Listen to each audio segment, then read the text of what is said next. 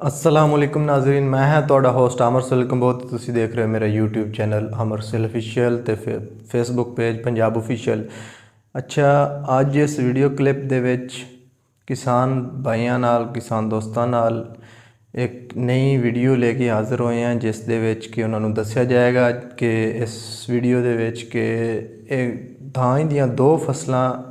ਕਿਸ ਤਰ੍ਹਾਂ ਉਹ ਲੈ ਸਕਦੇ ਨੇ ਤੇ ਕਿਸ ਤਰ੍ਹਾਂ ਜ਼ਿਆਦਾ ਮੁਨਾਫਾ ਕਮਾ ਸਕਦੇ ਨੇ,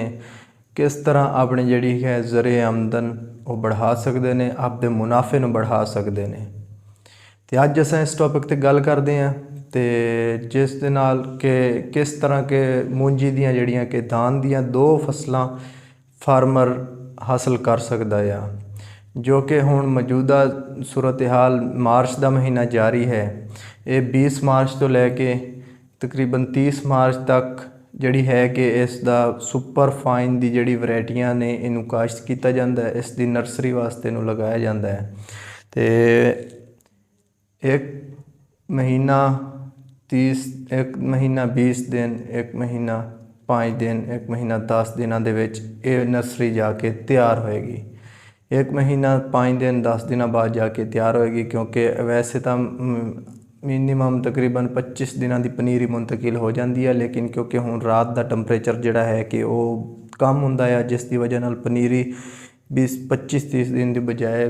40-45 दिनों तैयार होएगी। इस वैरायटी के लगान का तुहानूं की फ़ायदा होना है? इस वैरायटी के लगान का फ़ायदा ये होएगा कि थोड़ी जी कि 3 महीने जी कि ज़मीन फरी रहिंदी है, गंदम के हारवैसटिंग तो बाद वो फरी नहीं रहेगी। उस तो इलावा एक तो थोड़ी ज़मीन जी है कि इस्तेमाल च रहेगी, तो उस तो तुसी इस्तेमाल करन तो ज़्यादा मुनाफा भी हासिल कर सकते हो। तो जोड़ा है कि सुपर फाइन नूं काश्त करके उस तो कम अज़ कम 80 तो 100 मन एवरेज फी एकड़ दी है, जो कि एक अच्छी खासी पैदावार है, जो कि फार्मर हासिल करके ज़्यादा तो ज़्यादा प्रॉफिट हासिल कर सकता है। इस तरह ही इस तो बाद ये जोड़ा काश्त करन तो बाद तकरीबन फौरन अगस्त के शुरू दे विच ही ये ज़मीन जिहड़ी है कि इहदे विचों सुपर फाइन की जिहड़ी अकसाम ने ये फील्ड वेला कर दिंदियां ने, खाली कर दिंदियां ने, जिस तो बाद फौरन तुसी 1509, 1692, 1985 इस तरह की मुख्तलिफ वैरायटियां ने जिहड़ियां कि तुसी लगा सकते हो। किसान बासमती दियाँ वो तुसी लगा सकते हो, वो जो कि उसकी भी एवरेज तकरीबन उसकी एवरेज 60 मन, ज़्यादा तो ज़्यादा 60 मन एवरेज फी एकड़ हैगी आ। इस सुपर फाइन नूं काश्त करन तो बाद तुसी 1509, 1692 जैसी अकसाम काश्त करो,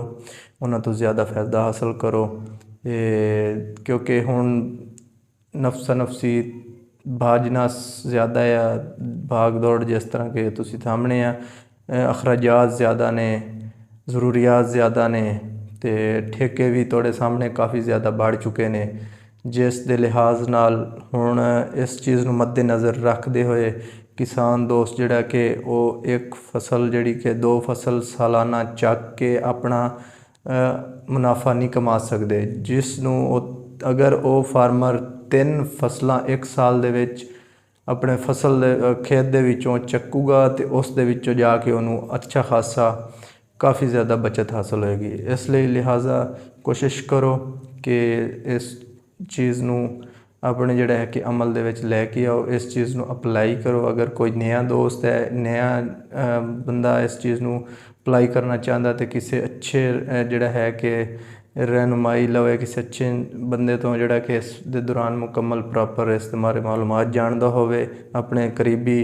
ज़रई मरकज़ जिहड़े ने उन्हां तो लवे, या फिर महकमा ज़राअत वालियां तो लवे जाके मशवरा कि उन्होंने किहड़ी अकसाम ते किस तरह मैनेजमेंट के लिहाज नाल इस फसल नूं काश्त करना चाहिए है, ताकि ज़्यादा नुकसान वगैरह की सूरत तो बचिया जा सके। तो इस तरह ही अज दे टॉपिक एंड होया। इंशाअल्लाह मेरे चैनल नूं सबसक्राइब करो, जिहड़े नवे दोस्त भाई इस वीडियो देख रहे हैं वो बराए मेहरबानी साढ़े चैनल सपोर्ट करो, तो बैल आइकन नूं भी दबाओ ताकि साड़ी हर नई आने वाली वीडियो नूं उन्हां तक पहुँच जाए। तो जिहड़ा कि कमेंट सैक्शन दे विच अपनी कीमती राय का इजहार ज़रूर करना, ਪਾਕਿਸਤਾਨ ਜ਼ਿੰਦਾਬਾਦ।